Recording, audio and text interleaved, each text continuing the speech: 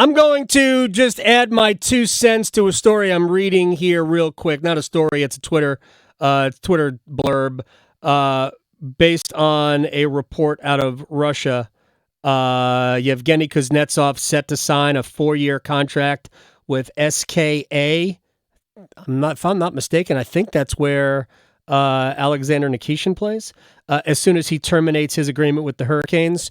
And my understanding is that is happening. My understanding is that Yevgeny Kuznetsov is going back to play in Russia, and that he will no longer be with the Carolina Hurricanes. And that's either, I don't know if that's good or bad. We talked about it before, and maybe we'll talk about it with Walt Ruff. Although, if he doesn't want to put his name to it, we can ignore it. Walt Ruff, Hurricanes.com, content maestro, my man. It does feel like the first intermission of every Hurricanes game this season, albeit we don't have any game to talk about right now. How are you? I'm well, thank you so much. Thanks for having me on. It certainly does feel like we should be mid-game, but somehow, as I referenced to you via text yesterday, we are essentially past the first intermission of the off-season already, and before you know it, we will be back to game action, and I think that's something that you and I are both looking forward to. Absolutely, and by the way, I'm going to confirm my own report that Yevgeny Kuznetsov is headed back to Russia. Real quick, are we ahead? Are we ahead at the first intermission of the off-season, Walt? Oh, that's a tough question. Am I allowed to say no? Am I allowed to say that? Yeah, you can say what you want. Listen, let's cut right to it. This offseason has been kind of what we thought it was going to be. Yeah. There were a couple players who deserved to be handsomely paid, and they found that money elsewhere. And I believe Rod Brind'amour's quote on a show that we may or may not be able to reference on these airwaves was, "We took a step back." And that was just the reality of the situation. And there are inevitably still moves to be made the rest of this summer. But for right now, granted, it could have been much worse. I'd venture to guess that you'd feel the same way. Some of the player signings that were brought in, there's certainly a lot to be excited about, but it's going to be hard to replicate who left the fold this offseason. Well, there's no question. It doesn't take Rod saying that out loud. For us to understand. Yeah. The roster is down Jake Gensel, and if the thought is, well, they only had Gensel for a few months anyway, well, it's also down Michael Bunting then. It's down that spot. It's down Teuvo Teravainen. It's down Steph Nason. It's down Brady Shea. There's 4 members of your power play, which was second in the NHL this past season. I know it didn't do as well in the playoffs, but it's a second-ranked NHL power play during the regular season, and those are 4 big members off of it.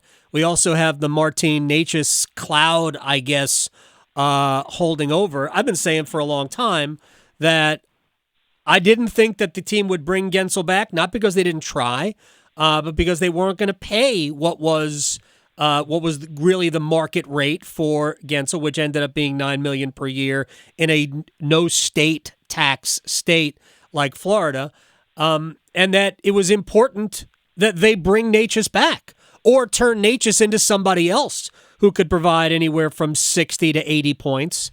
Where do you stand on Marty? Well, I think a cloud is probably, unfortunately, a good way to put it at this point, because there are a lot of questions that need to be answered. Is he going to be here? Does he want to be here? And to tie that into the second point you were making, whether he is here or it needs to be someone else, there's a effort that needs to be made in terms of acquiring more goal scoring one way or the other. All of those players that you referenced that went out the door, they were not only an integral part of the power play, which, yes, will have to be addressed, but also just goal scoring at 5-on-5. I think the defense is going to be, just quite all right with the additions of Sean Walker and bringing Shane Gostisbehere back in. But where is the goal scoring coming from? That is my question as we stand here on this July 14th, 15th, whatever day it may be in the middle of summer. Walt Ruff is joining us, Hurricanes.com content maestro. It's my favorite thing to call anybody. You were down at a prospect camp, so let's talk about the possibility of one of those precocious youngsters making an impression.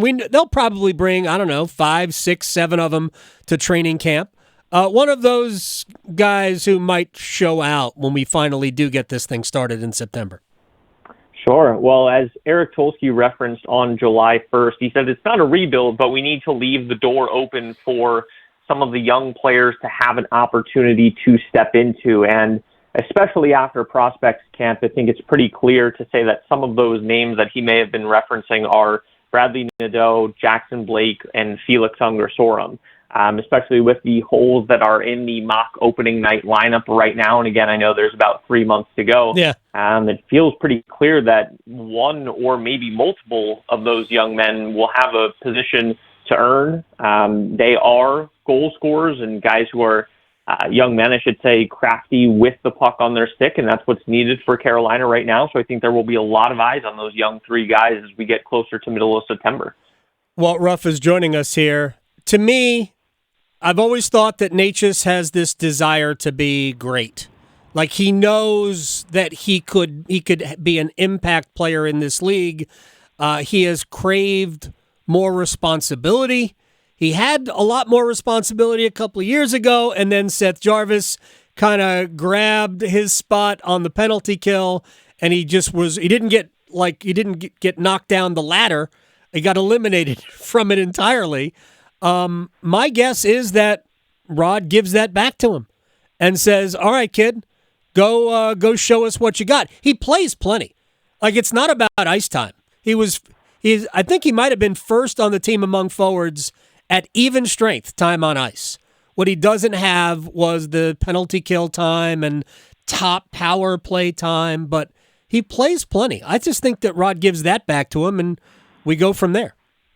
I think you're spot on. That may have to be the case out of necessity, especially if what feels like the simplest solution of, him agreeing to terms with the Canes, that they can reach that agreement and he's going to be back in the mix.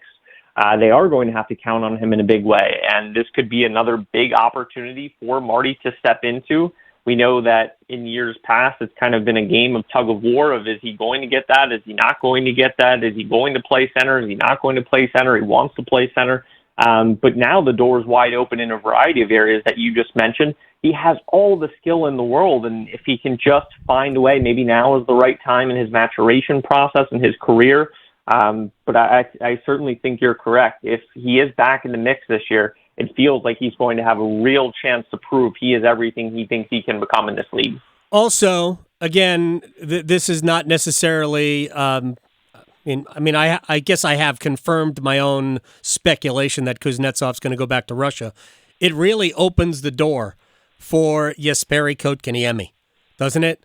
Like, all right, kid, you were the third pick in the draft. You were right behind Andrei Svechnikov, right in front of Brady Tkachuk. It hasn't quite gone for you yet, but you've got this long contract, a lot of expectations. It's time. This is an opportunity for Kotkaniemi to really make good on the confidence in that contract. Definitely. And there can be some instilled within him if these rumors and reports are true. I mean, listen, there was going to be a logjam at center regardless, right? It was going to be Aho, Stahl, and then if you re-sign Drury, you've already got Kotkaniemi signed. It's, where did Kuznetsov fit in that mix in the first place? If Kuznetsov is on his way out the door and then it filters down just to those four guys, yes, I know we were just speaking on Martin Necas, but if he goes in knowing that he has this spot, hopefully he can find that form that he had in the second half of the 22-23 season where he looks pretty darn good, right? And then was an impact performer, and I believe it was the first round series against the Islanders in the 2023 playoffs as well. So again, another guy who's shown flashes. If he can take that step forward, it would be incredibly welcome for both him and the organization. And I'm sure Marty, because I know Rod has a suggestion box, maybe Necas will say, hey, play me at center, because he desperately wants that. I don't think Rod is opposed to giving him some run in the preseason at center. I wouldn't be completely shocked if he said, hey, see what you can do. But I go back to my conversations with Rod Brind'amour as it pertains to Sebastian Aho, and I'll go, this predates you, Walt Ruff. Frankly, you might have still been in grade school when this happened. But in the year that Carolina made the playoffs, Rod was not convinced that Aho was a center. He was playing center. and his offense had gotten off to a little bit of a slow start. And he actually had moved Aho from center back to left wing, put Stahl on that line as a center. I think Stahl was centering Teravainen and Aho. And that was the game that Stahl got hurt. He had a concussion, and he missed like 30-some-odd games. So they had no choice but to put Aho back in the middle, and that's when Aho took off. And at that point, Rod was like, yep, all right, he's a center. Now he just has to get better at it. So he's not opposed to being convinced otherwise. But it's going to take Necas to do knocks, that. Right? Yep. Opportunity knocks, and I agree with you. I think that there could be some runway for him to have that position during the preseason. We know that rosters always get a little bit funky. Thankfully, Carolina will not be playing 2 games on the same day again this year. But that certainly does feel like a possible outcome in this situation. And the truth is that what Rod doesn't want, he thinks that Necas can be a great winger. Right? He doesn't want Necas to go from being a great winger to being an okay center. Like this team still, especially now, right, with some of the players that have walked out the door, or skated out the door, if you will. Rod, he looks at his lineup and he goes, I need 4 guys who can legit score. I don't want to risk somebody's, desire, put somebody's desire to be a center over, I need great players. And if you can be a great player here, but just a good player here, I'd rather have the great player here.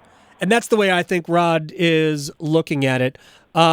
Overall, before we have to say goodbye to Walt Ruff, overall, what do you what's your read on what's next? You said if Drury resigns. Or what are you kidding me? I have no intel on that situation at this time. It's just always, it feels a little this is not a humidity joke, but a little sticky this time of year, right? Like you almost just never quite know what's going to happen. You feel like it's inevitable that the RFAs are going to get signed, but I guess where the if comes from is, to go back to the first part of the question, what's next is I can't help but think about 2 summers ago when the organization got creative to bring in Brent Burns and Max Pacioretty, 2 guys who, prior to that July 13th day, if you would have brought up their names in trade discussions, people would have probably looked at you a little bit funny. So it almost just feels like there may be a little rabbit in the hat potentially coming. I'm not sure what that entails, but that's just my gut instinct right now, Adam Gold. I don't know. That's my read on things. Maybe I'll be right. Probably not, but that's where I stand today. All right. Hurricanes.com content maestro, my man Walt Ruff, at Walt Ruff on Twitter. I'm glad we chatted. We'll do it again. Second intermission coming up in just a few weeks. Thank you, my friend. I look forward to it. Thanks, Adam. You got it. Walt Ruff here on the Adam Gold Show.